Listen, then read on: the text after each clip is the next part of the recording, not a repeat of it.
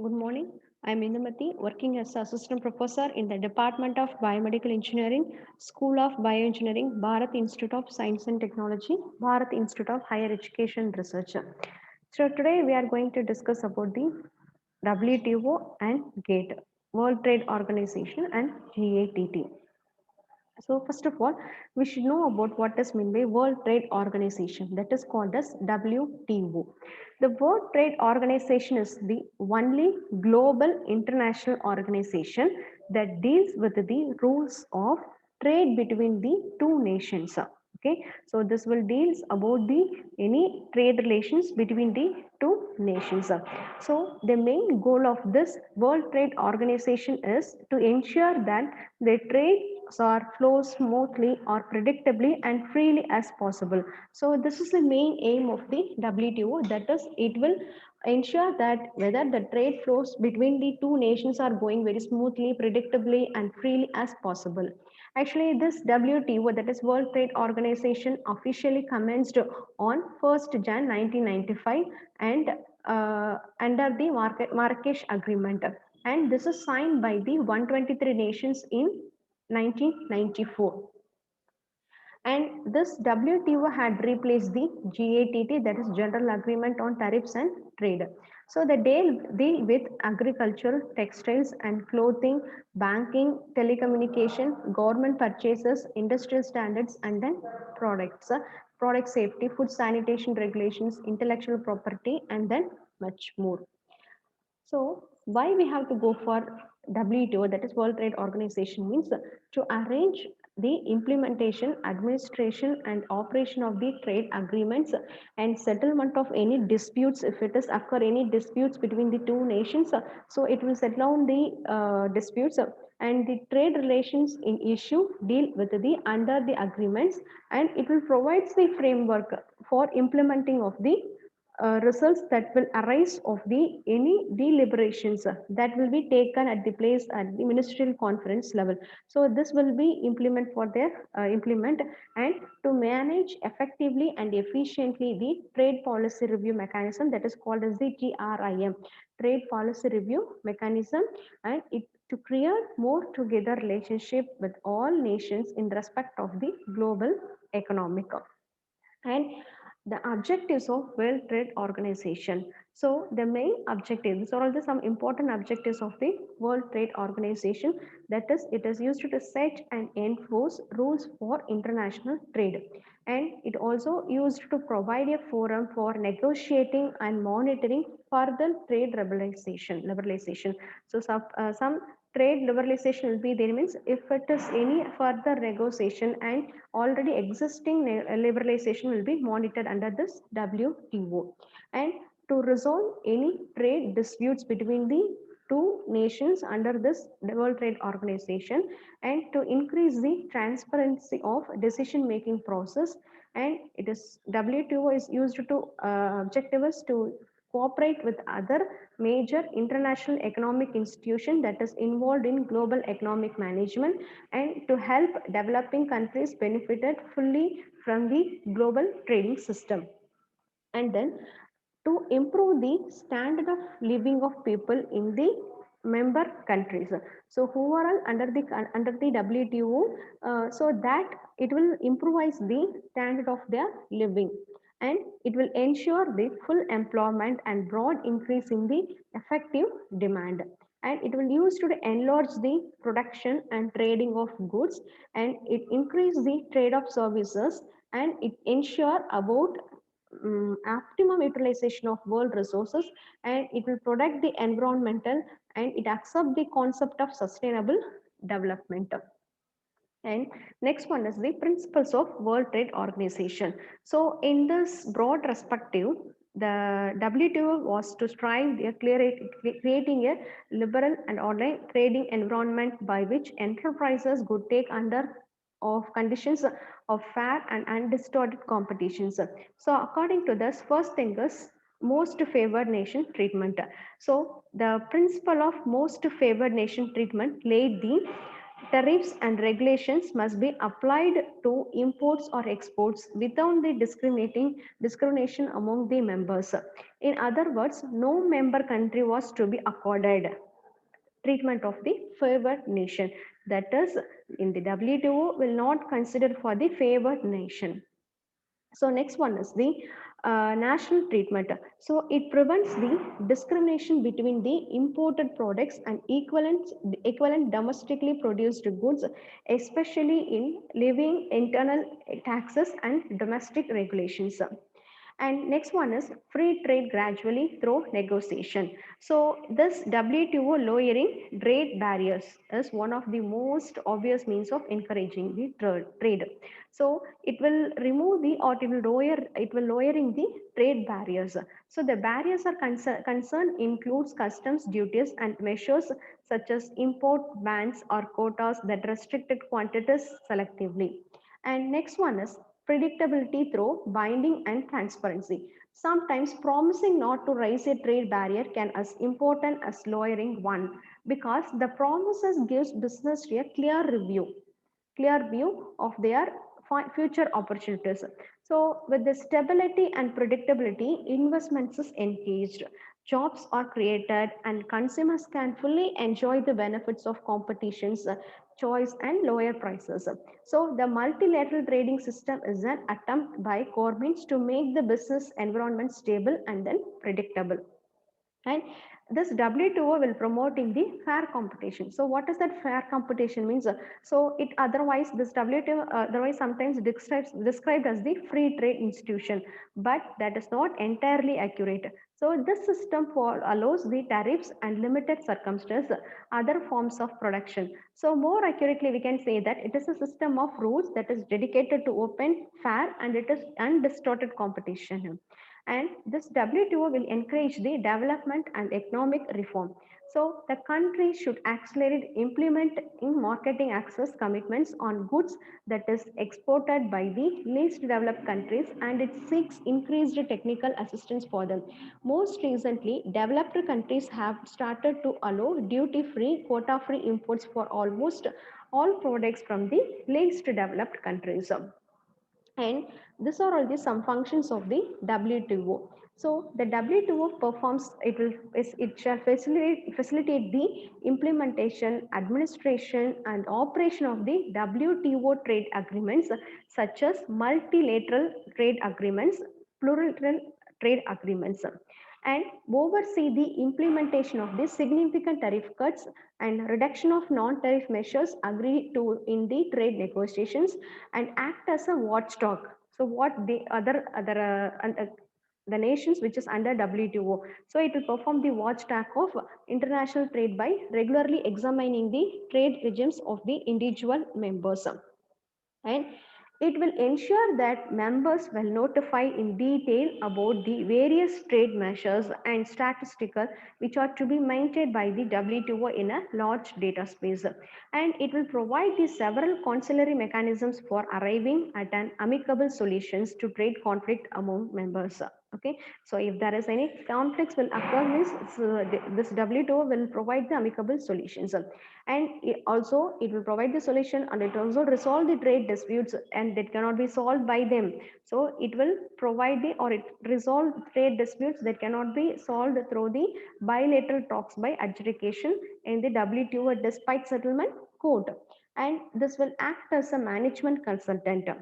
That is, the WTO will act as a management consultant for world trade by having its economists keep a close watch on the pulse of the global economy, and it will provide the inputs to the WTO by studies conducted on the main issues of the day. And this WTO will provide the technical assistance, and also it provide the training sessions for developing and least developed economics. So the countries who's having the developing and least developed countries under the WTO nations, so for them it will provide the technical assistance and also the training system. And this World Trade Organization is thus a forum where countries continuously negotiate the exchange of the trade concessions and trade restrictions all over the world. And the WTO has a substantial agenda for further negotiations in many areas, notably certain service sectors. And this are all the some benefits of World Trade Organization. So the system promotes the peace and it disputes are handled constructively and rules make life easier for all and free trade cuts the cost of living and it also provides the more choices of products and the trade raises incomes and trade simulates the economic growth and it makes the life more efficient and the governments are shielded from the lobbying and the system encourages good governor. And this is the structure of WTO. So first of all, the first position in the WTO as the ministerial conference. So after that, dispute settlement body, general council, and trade policy review body is there. So from this general council, we can have a four places. That is the committee on T&D and TNE and good council, intellectual property council, service council. So these are all under the general council. Next one is role of WTO in India. So India is a founder member of General Agreement on Tariffs and Trade 1947 and its successor. So the World Trade Organization which came into effect on 1 Jan 1, 1995 after the conclusion of Uruguay round. So in this, the India avails of most favored nation and national treatment for its exports to all the WTO members. And impact of WTO agreements on Indian economy. So the signing of WTO agreements will have a far-reaching effects not only on India foreign trade but also in this internal economy. Although the ultimate goal of the WTO is to free world trade in interest of all nations of the world. So yet in reality, the WTO agreements has benefited the developed nations more as compared to the which one we can compare with the developing ones. And then so the what are the positive impacts or benefits or advantages we are getting from the WTO World Trade Organization? Suppose our India is with the WTO, so what are the benefits we are getting from that WTO? Means it increase the export earnings, it increase the export earnings. So it estimates made by the World Bank, International Monetary Fund and the WTO Secretary shows that the income effects of the implementation of the Bali Round package will be an increase in trade merchandise goods. So it is expected that India's share in world's exports would improve. And then agriculture. So reduction of trade barriers and domestic subsidies agriculture is likely to raise the international prices of agricultural products and India hopes to benefit from this in the form of higher export earnings from the agriculture. So this seems to be possible because all major agriculture development programs in India will be exempted from the provisions of WTO agreement and multilateral rules and disciplines. So we know that the Uruguay agreement has strengthened multilateral rules and disciplines. So the most important of this related to anti-dumping subsidies and countervailing measures, safeguards and dispute settlements. So this is likely to ensure greater security and predictability of the international trading system and this create a more favorable environment for India in new world economic order. And growth to service exports. So under Gates agreements, member nations have liberalized service sector. So India has benefited from this agreement. For example, Indian service exports have increased from the 5 billion US dollar in 1995 to it increased to 143.5 billion US dollar in 2012 to 13. So this much variation they have shown that and also that it will encourages the foreign investment. So India has withdrawn a number of measures against of foreign investment as per commitments we have made with the WTO. So as a result of this commitment, foreign investment and FDI has increased over the years. So a number of initiatives have been taken to attract the FDI in India between the 2000 and 2012. So in 2012 to 13, the net FDI in India was US dollar 24 billion. And role of WTO in 2025. So according to the World Trade Organization Secretary report, what happened? So along with the policy statement by the government of India is expected to snatch most business deals that are presently catering the developed nations, which include the major service-based industries like telecom, financial service, infrastructure service, such as transport and then power. And also that the increase in availability and reduction in tariffs has promoted many developed nations to go for business with India, especially in IT and then IT's industry. So if the trend continues, then by 2025, India is expected to cater to the software and service demands of major gains of the business world. So analyzing the present relationship with promising economic growth of India, one can be sure that India is going to enjoy a very candid and bright relationship with the World Trade Organization and its associated member nations by 2025. And so this shows from Golden Snatch.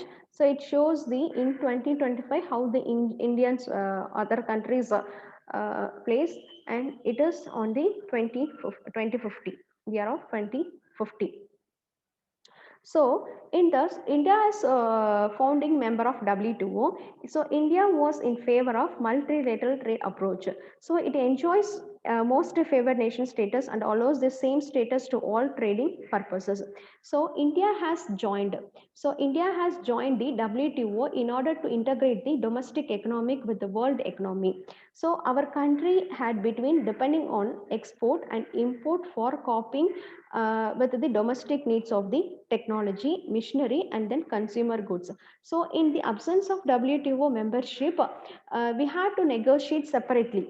Okay, if WTO is not there, means we had to negotiate separately with each and every country and be disadvantageous position. So what happened, the country to country negotiation provisions in which some are like firstly by reducing the tariff rates and raw materials components and capital goods, so it was able to import more for meeting her developmental requirements.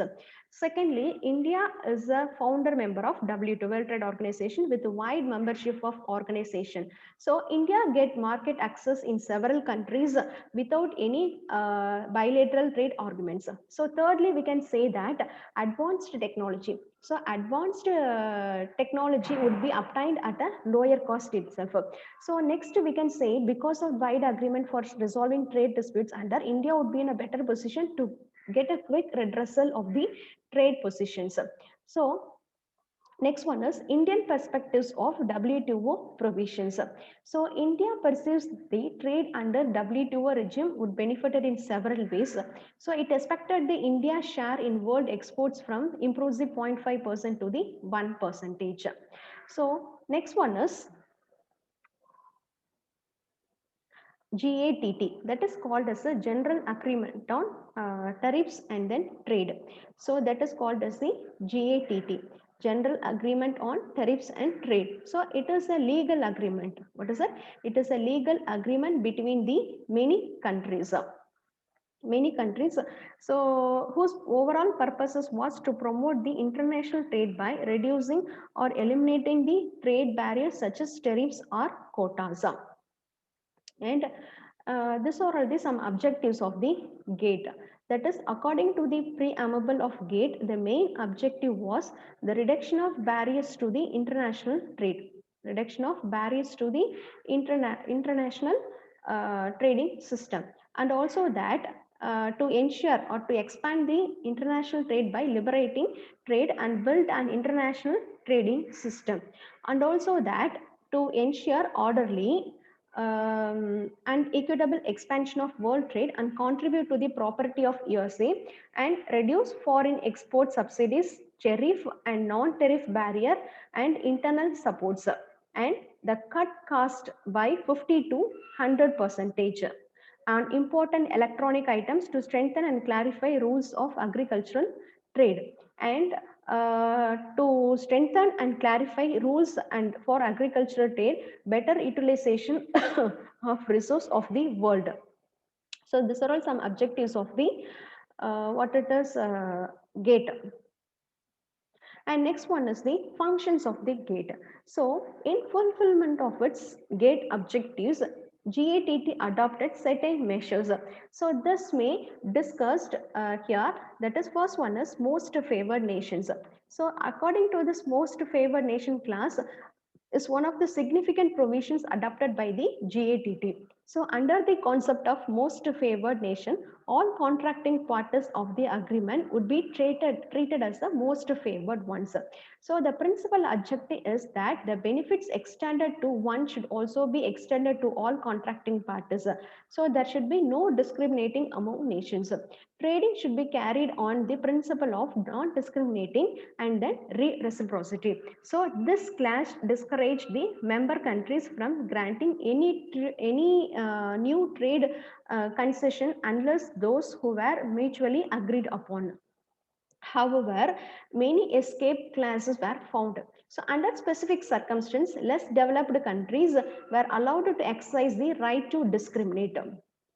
Right to discriminate. For example, dumping and export subsidy might be countered by trade measures only against the offending country. So moreover, special concessions were allowed to trade with the former countries of less developed Western countries. And next one is the tariff and non-tariff measures. So what is the tariff and non-tariff measures means? Tariff measures means where the important obstacle to international trade. Tariff is the tariff where the important obstacle to international trade. Therefore, this gate system, that is GATT, encouraged negotiation for the reduction of high tariffs. So the participating countries agreed to cut their tariff of thousands of industrial products. So reduction of tariff was an reciprocal and mutually advantageous basis. So according to the Article 11 of the GATT, it provided that all the concessions that is granted by contracting parties must be entered in a schedule of concessions. So once a concession was included in the schedule of concession, it will not be withdrawn except under the specified circumstances. And next one is the non-tariff. So in this non-tariff measures, post World War II. So in this, it witnessed reduced distorting effects of non-trade barriers would trade. So from the Tokyo round held during 1973 to 79, tackled the problem of non-tariff barriers under more effective international discipline. So all the agreements provided for a special and more favorable treatment for developing what is that for developing countries. So the negotiation had the some following non-tariff measures. So what are that measures means? It a restriction on use of subsidies, restriction on use of subsidies and technical barriers they have removed, and import licensing procedures, and also that government procurement and custom valuation and permission of anti-dumping code. And next one is compliance and waivers. So in this compliance and waivers, GATT entertains compliance from the contracting party relating to the operation of the agreement. So in this, the contracting party who is likely to be deprived of the benefits under GATT agreement can request the other party for consultation. So the basic principle of GATT is that member countries should consult one another on trade matters and their problems. So this system provides the procedure for granting waiver to some contracting party from the application of the provisions of the GATT. So waivers are granted on the approval by 2/3 of voting contracting parties. And then next one is the settlement of disputes. So in the settlement of disputes, GATT aimed at a smooth settlement of disputes among their contracting parties. So this system allows the member countries to settle their problems among them by consulting one another on a matters of trade. So initially, the contracting party should resolve the disputes by holding talks on the bilateral basis. So in case of failure, the dispute may be referred to referred to panels of independent experts that is formed under the gate system. So the panel members are drawn from the countries which has no direct investment to the what is that disputes, so that if the offering penalty parties does not act upon the panel's decisions, so the aggrieved parties authorized to withdraw all the concession that they have offered to the offending party. So since the panel procedure ensures mutually satisfactory settlement, members make increased use of the panel. And next one is depends when you're comparing with the gate and then WTO system. The gate was the ad hoc and then provisional one, and WTO was a permanent one. And then in this gate system, it has the contracting parties, and in this WTO, it has some members. Okay, gate has a contracting parties, but WTO is treated as a member. So the gate system allows existing domestic legislation to continue even if it is violated gate agreement. But in this WTO system, it does not permit this one.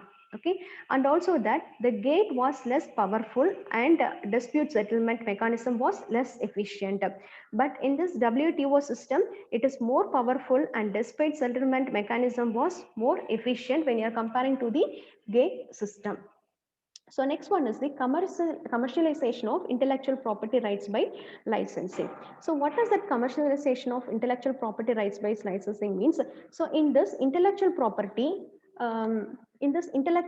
may be commercialized by sale or assignment or by entering into various types of contractual business relationship as such as licensing. So the business vehicle by which this is done by the way by partnership, joint venture and spin-off company.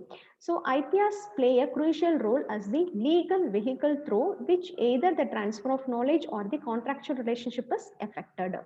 And this commercialization may require additional R&D, research and development, product developments, clinical trials or development of techniques to scale up the production prior to taking the results of the research to the market. And so this is important because not all the inventors or creators wish or have to have the resources, skills and appetite for risk for commercialize their own inventions and creations. So this public research organizations usually fall into this category. And next one is valuation of intellectual property rights. So an intellectual property valuation is an essential part of using intellectual assets internally and in making intellectual property transactions.